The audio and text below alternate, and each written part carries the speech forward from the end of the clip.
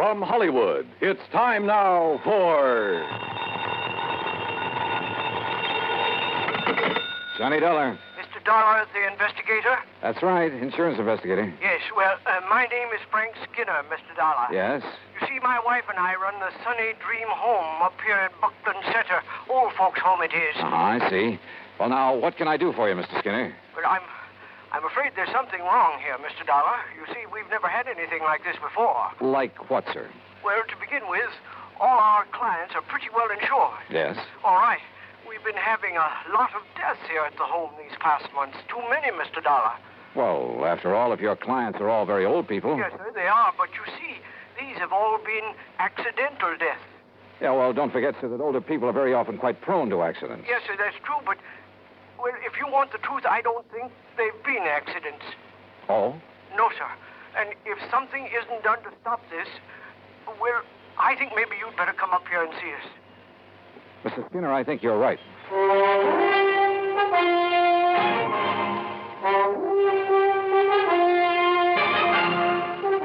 Bob Bailey in the exciting adventures of the man with the action-packed expense account. America's fabulous freelance insurance investigator. Yours truly, Johnny Dollar.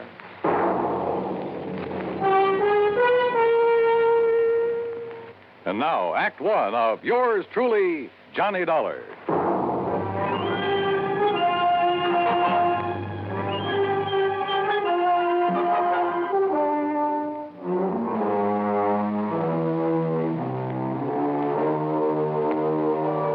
Expense account submitted by Special Investigator Johnny Dollar to the Universal Adjustment Bureau, Hartford, Connecticut.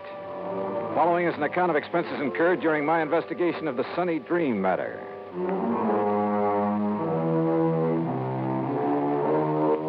Expense account item 1, 10 cents for a phone call to Pat McCracken, my old friend and contact at Universal Adjustment Bureau. Oh, say, I'm glad you called, Johnny. Yeah, well, Pat, I just want you to know I won't be available for a couple of days. Oh, yes, you will. And it isn't because of any insurance matter. Yes, it is. What's happened is that I've just received a phone call that's aroused my curiosity. And, well, at any rate, any assignments you may have for me will have to wait until I get... That's where you're wrong, Johnny. I said we'll have to wait until... What? Just happens you have an assignment right now. As a matter of fact, I was just about to call you. Well, can't I wait a couple of days? Oh, no. Johnny, I want you to run over to Buckland Center. Huh? I think you heard me. The Sunny Dream Home for the Aged? That's right. How did you know? Never mind that. What's wrong over there that you know about? Oh, the number of deaths over there within the past few months have made our actuarial tables look like a big fat mistake. And the companies that have carried the insurance on them are getting a little worried. All separate companies, huh? Yeah, but they all cleared their policies through us, fortunately. Otherwise, we'd never have gotten wind of this. Anyway, I promised to send you over there. Any particular reason for thinking something's wrong, aside from the unusual number of deaths? Yes. What? The beneficiary of the policies that have had to be paid. Who? The Sunny Dream Home for the Aged.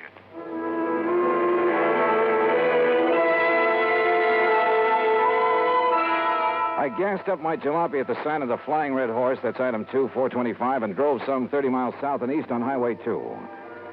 I found the Sunny Dream Home just north of Buckland Center. It consisted of a huge old frame house surrounded by trees and well-kept gardens.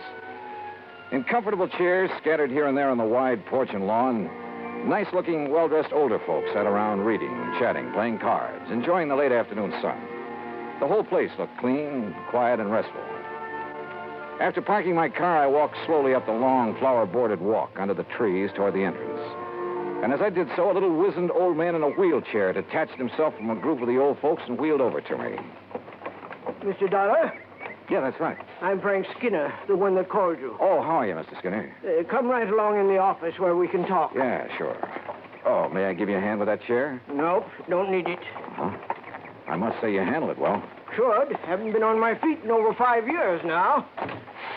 You can help me up this little ramp, though, if you don't mind. Oh, sure. Here you are.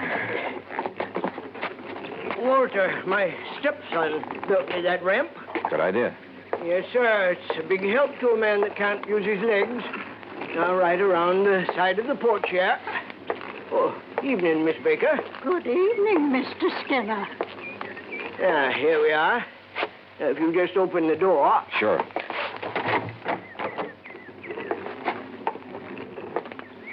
You just sit down there, and I'll get right to the point. Okay, fine. Now, you listen to me. I'd appreciate it if you'd let the folks here think that you've just come to look over the place, like maybe you've got some old relative you'd like a nice home for. In other words, you don't want to alarm your clients. Guests, Mr. Dollar. They're honored guests, all happy and with no worries. Uh-huh. Well, I must say that those I saw outside looked perfectly content. But now, about those so-called accidents. 5 of our people have died within the last 6 months, Mr. Dollar. 5 of them. Terrible. And like I told you on the telephone, they looked like accidents. What kind of accidents? Well, now, the first one. Well, maybe it was. That was old Miss Epp. Lived in the little guest cottage out back. What happened? Small fire. Must have started in the wastebasket or something by the time we got to her. Well, she'd suffocated. And I suppose Mr. Purley might have been accidental, too. Food poisoning it was. At least that's what the doctor called it. But nobody else got sick on all those canned peaches, Mr. Dollar. Who was the doctor? Oh, Doc Cherry from town. Of course, Mr. Purley was the only one that had 3 helpings of them. But my wife never had trouble with her canning before. Well, go on, Mr. Skinner. Well, old Miss Sharmley fell down the main stairs to the living. Look through the door there. You can see the stairs. Well, that's a long stairway for elderly folks. Then Miss Lizzie-Bell. We called her Miss Lizzie-Bell, though her real name was... What happened to her? She fell out the window of her bedroom. And, Mr. Dollar, she just wasn't strong enough to get her window open that wide. She was 94. Then poor old Miss Betzler, she fell down the stairs, too. Well, Mr. Skinner, if those people aren't able to negotiate a stairway like that, you're at fault for requiring them to do it. Well, most of them are. The others have their rooms here on the first floor, like I have, too. How about Miss Lizzie Bell, who was 94? Well, she never left her room until she fell, or until she was pushed by somebody younger and stronger than she was. Well, unless you can prove something like that. I have to prove that those others were pushed down the stairs. Right so. You see, from what you've told me so far, Mr. Skinner, there's no reason to suspect those deaths weren't accidental. Even so many of them, all within a space of only 6 months. Unless, as I say, you can come up with some concrete evidence to indicate otherwise. All right, then. You can tell me this. Why did all those things happen late at night, when those poor old folks wouldn't have any reason to be up and around, when there wasn't anybody around who could help them, until it was too late? Well, so far as that's concerned... Why, sure. Folks have got to get up at night sometimes, one reason or another. But they all had their own private baths, and if they want anything from downstairs, like something to read or some hot milk, something like that, why, all they have to do is ring the push button in their room, and my wife gets it for them. We do that all the time. Where is your wife, by the way? Martha? Why, she's... Right here, Frank. Who's this you're blabbing off your mouth to? Why, Martha, this is Mr. Johnny Dollar, insurance investigator. Investigator, huh? Well, you can march yourself right out of here. Oh, now, just a minute, Mrs. Skinner. Just a minute, nothing. You get out of here and leave us alone. Mrs. Skinner. And if you don't, I'll throw you out. And if you don't think I'm young and strong enough, then I'll show you. Strong enough to throw a little old lady out of a window? Or shove a couple of people downstairs? Get out. Act 2 of yours truly, Johnny Dollar, in a moment. And now for another episode in the life of Sergeant Donald Bellwether, my husband.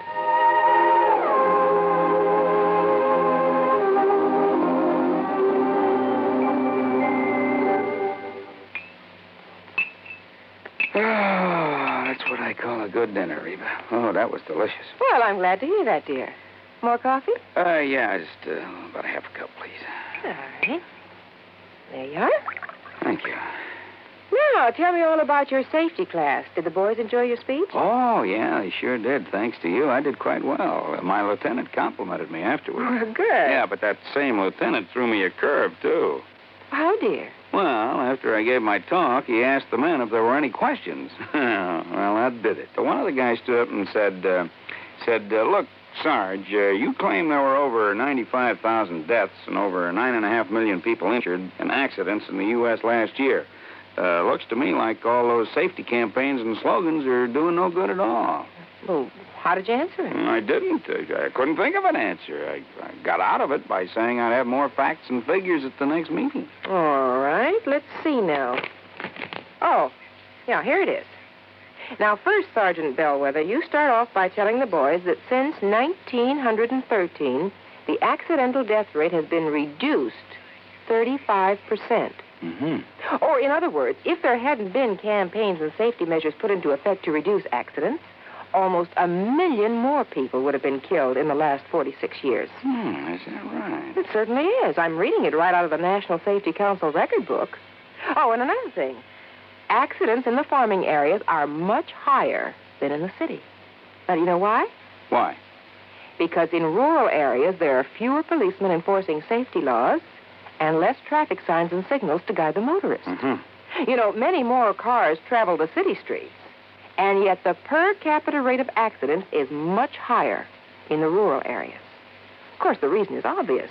In the city, more safety measures are instituted and obeyed. Reba, you are wonderful. That's a good, logical answer. I don't know what I'd do without it. Oh, that's my Donald. That's my doll.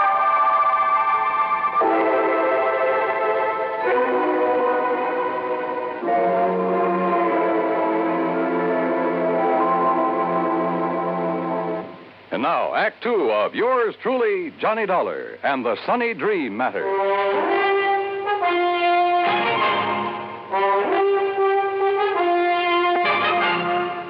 Martha Skinner, co-owner and the real manager of the Sunny Dream Home for the Aged, was a big woman, tall, muscular, and a lot younger than her husband. I don't want your kind snooping around, Mr. Dollar, so get out of here and leave us alone. Your husband seems to think those deaths here in your home for the aged weren't so accidental, Mrs. Skinner. Oh, he does. Yes, that's what I told him, dear. If you'd keep that mouth of yours shut, Frank, we wouldn't have this sort of thing.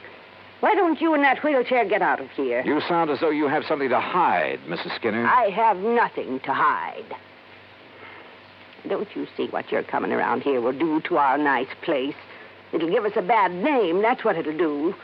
Folks come here on the recommendation of the folks that live here. If your sort starts prowling around, it'll make our nice home for them sound like a murder factory, and I won't have it. Oh, now, just calm down a Those moment. poor old folks, Miss Lizzie Bell and Mr. Purley and the rest, were accidental, that's all. You got any reason to think they weren't? Well, I didn't have until a minute ago. What do you mean by that?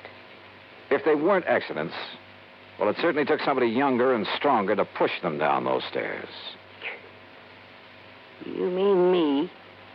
Well? No. No, Mr. Dollar, you're wrong. And if anybody started that talk about not being accidents, I guess I did. Yes, you did, Martha. Oh, I was so upset, those fine old people passing away. Why, they were like family to me. I guess I said a lot of things that didn't make sense. Until the doctor and the police came around and told me I was wrong. The police investigated? Yes, and they made quite a stir. I guess that's why your being here has upset Martha. Well, of course, if they found nothing. Mr. Dollar, do you think that I could do anything like what you're... that I could harm a single hair of any of these nice old people? What possible reason could I have, and what sense would it make? Why, we're being paid for their living here, and if anything happens to them... Yeah. Yeah, if anything happens to them, you collect a nice, big, fat hunk of insurance money. You know about that? Insurance investigator, remember? No. No, you're wrong. It was their idea to name us in their policies, now wasn't it, Frank? Yes, Martha, it certainly was. Well, let's not talk about it anymore now. It's getting late, so I think I'll drive back to Buckland Center and have some dinner. Why, you'll do no such thing. Now, you'll have your supper, your dinner right here. And if you wish to stay overnight... Oh, no. You mean I'll have another room to fix up? Well, I'll help you, of course. Walter, this is Mr. Johnny Dollar. Dollar? The insurance investigator I hear about all the time on the radio? That's right, son. Well, what's your business here, Dollar? Frank called in, son. Yes. About those accidents? Yeah, that's right.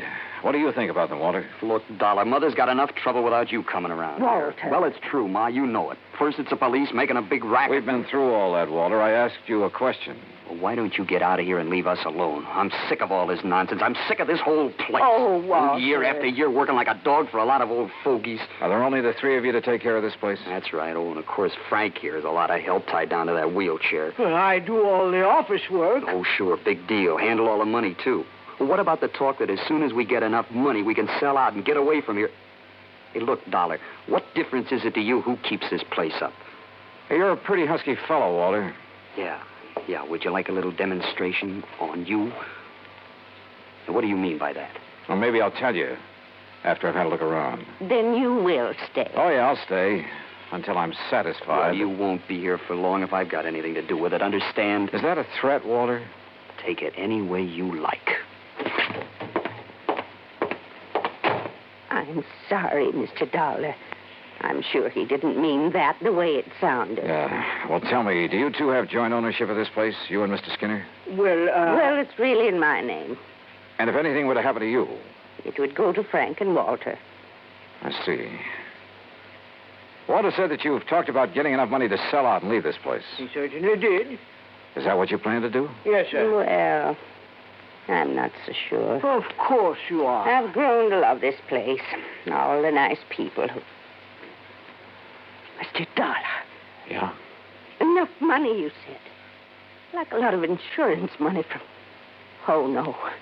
You can't think that Walter would... Oh, no. He's spoiled and fresh and impetuous and talks a lot, but... Surely you don't think... Mrs. Skinner, what would you think?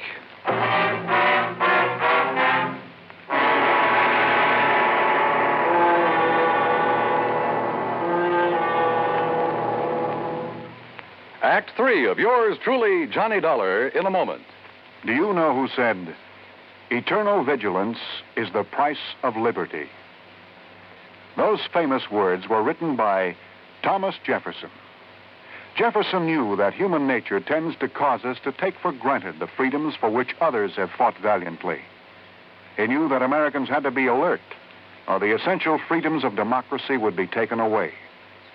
That's why Jefferson gave his warning to the Americans of his era and to their descendants. He set the price for liberty as eternal vigilance. And Americans through the years have heeded Jefferson's warning. They have been alert to detect and resist the enemies of liberty. Remember the words of Thomas Jefferson. They are part of your American heritage. The price of liberty is eternal vigilance. And now, Act 3 of yours truly, Johnny Dollar, and the Sunny Dream Matter.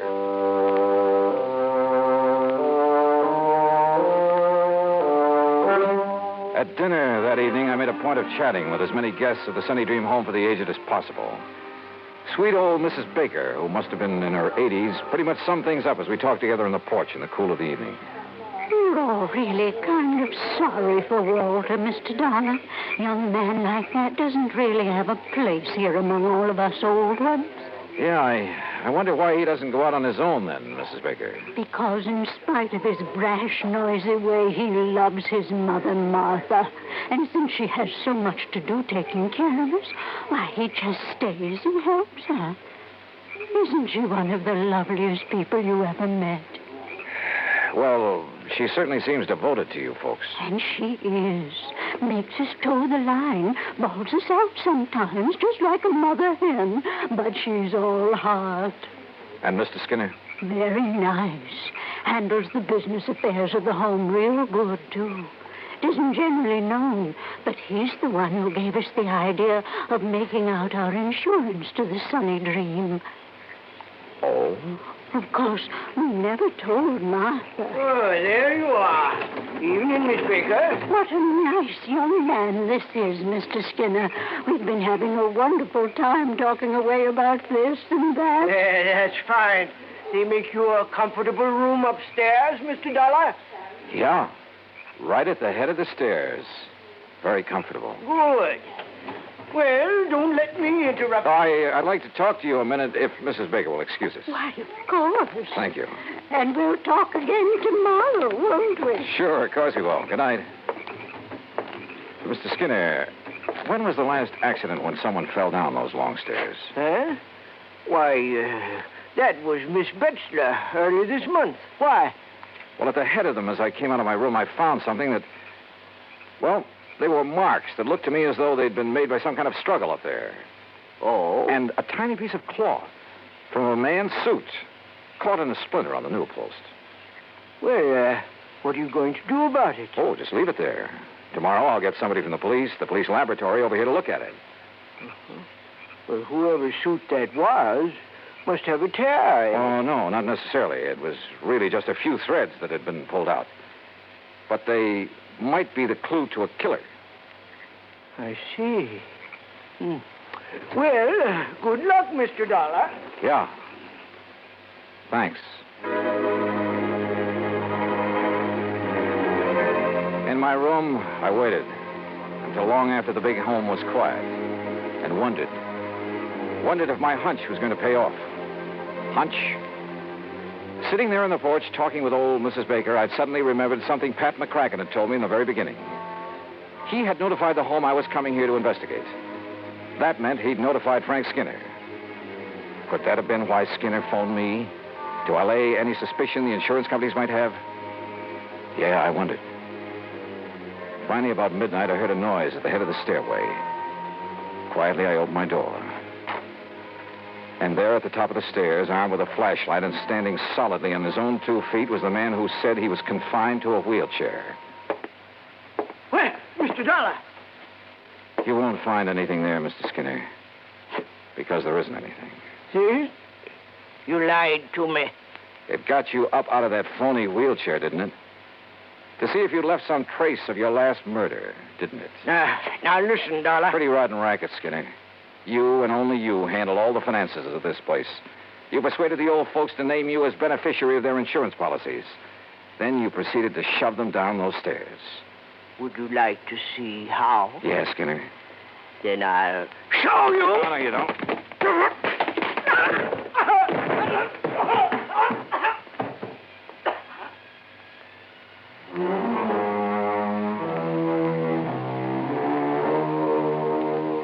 Yeah, he'll live to go to trial. And whatever sentence they hand him will be much too short. The Sunny Dream home, well, I hope it'll be the quiet, peaceful place his wife wants it to be. Expense account total, including incidentals, $12 even. Yours truly, Johnny Dollar.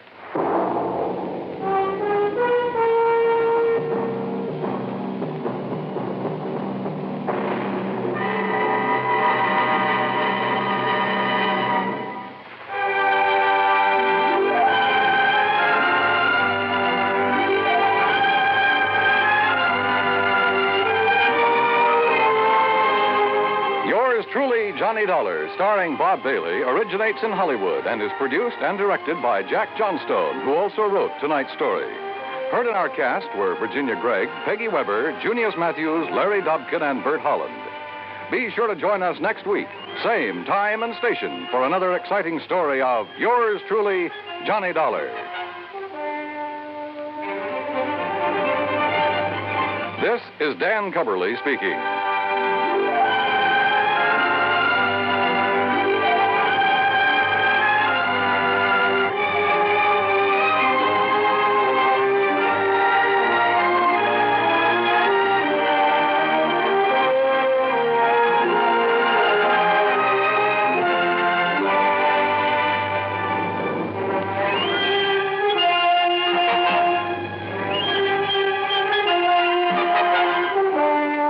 Johnny Dollar has come to you through the worldwide facilities of the United States Armed Forces Radio and Television Service.